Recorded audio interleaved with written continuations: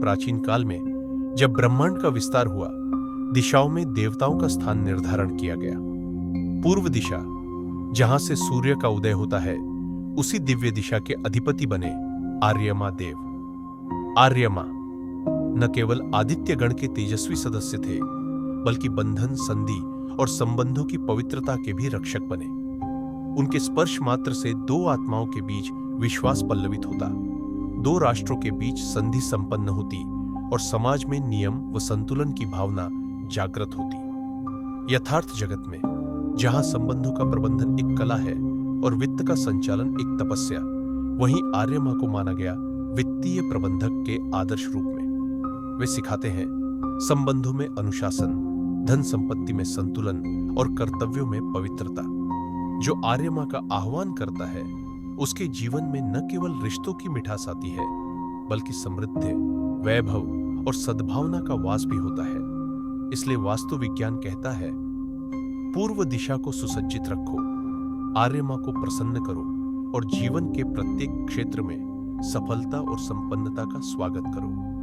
भारतीय वैदिक परंपरा में अनेक देवताओं का वर्णन मिलता है, जो न केवल प्राकृतिक शक्तियों के प्रतीक है, बल्कि मानवीय मूल्यों और आदर्शों के प्रतिनिधि भी है। उन्हीं में से एक है आर्यमा देवता। आर्यमा का नाम संस्कृत शब्द आर्य और मां से मिलकर बना है, जिसका अर्थ है श्रेष्ठ मार्ग का पालन करने वाला मित्र। ऋग्वेद, यजुर्वेद और अथर्ववेद में आर्यमा का उल्लेख आदित्य देवताओं में प्रमुख स्थान पर हुआ है। वे न केवल सूर्य की किरणों के वाहक है, बल्कि सामाजिक व्यवस्था, अनुशासन और नैतिक जीवन शैली के प्रेरक भी माने जाते हैं। वास्तुशास्त्र के अनुसार आर्यमा का स्थान पूर्व में होता है। यह क्षेत्र आध्यात्मिक ज्ञान, बुद्धिमत्ता और सत्य से जुड़ा हुआ होता है। वास्तु पुरुष मंडल में यह दिशा आर्यमा की ऊर्जा को दर्शाती है, जो हमें मानसिक स्पष्टता, विवेक और सही निर्णय लेने की शक्ति प्रदान करती है। यह दिशा घर या कार्यालय की योजना बनाते समय विशेष ध्यान देने योग्य मानी जाती है।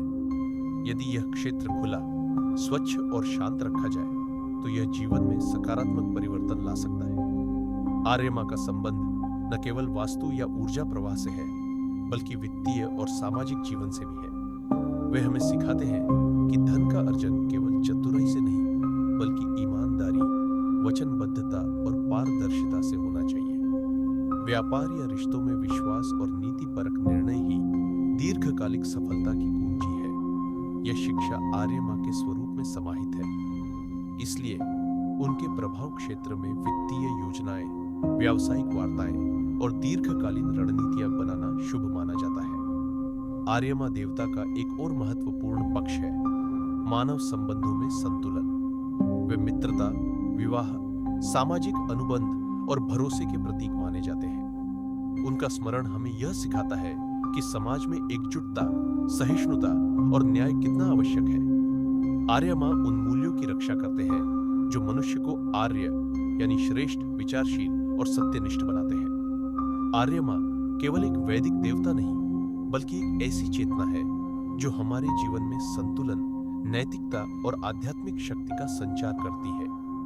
यदि हम अपने जीवन में आर्यमा के सिद्धांतों को अपनाएं, तो व्यक्तिगत, पारिवारिक और सामाजिक सभी क्षेत्रों में सुख, शांति और समृद्धि का मार्ग स्वतः प्रशस्त होता है। आर्यमा का क्षेत्र ज्ञान, विवेक और अंतरात्मा से जुड़ा है। यह दिशा संबंधों में विश्वास, ईमानदारी और सहयोग को बढ़ावा देती है।